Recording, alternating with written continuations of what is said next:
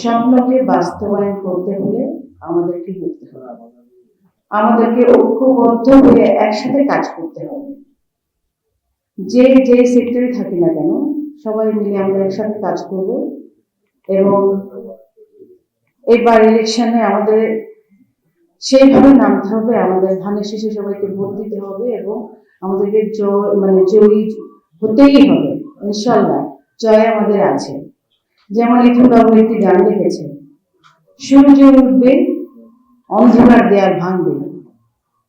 সূর্য তো এসে গেছেন, এখন আমাদের কি কাজ?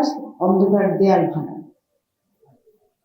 আমরা বাংলাদেশের আনাচে কানাচে অল্প, যদিও সময় আমাদের হাতে খুব কম, আমরা এই অল্প সময়ের মধ্যে যে যেখান থেকে পারি আমরা সব জায়গায় যাব। আমরা সংস্কৃতি দিয়ে কাজ করব। আমি বাবুকে বলবো, বাবু অল্প সময়ের মধ্যে ছোট ছোট করে কিছু অন্যান্য ডিস্ট্রিক্টের প্রোগ্রামের এটাও তো করতে পারছি না, বিকজ এত সেন্সিটিভ ঘটনা ঘটে গেছে আমাদের মাঝে। আমি সবসময় নামাজ পড়ে দোয়া করতাম যে হে আল্লাহ, আমরা তো মরণশীল, আমরা তো সবাই চলে যাব, সবাই মরে যাব।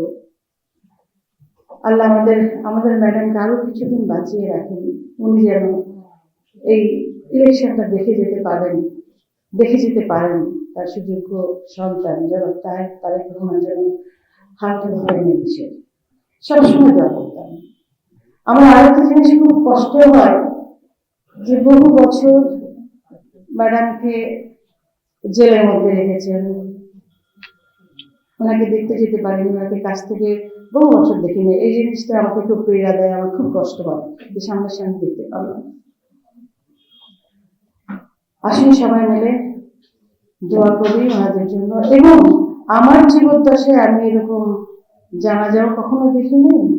এত মানুষের ভালোবাসা, একজন মানুষ চলে গেলে তাকে যে মানুষ কি পরিমাণ ভালোবাসছে, কি পরিমাণ ভালোবাসতে পারে, এবং তার কবরে না গেলে দেখবেন, বুঝতে পারবেন না কেউ।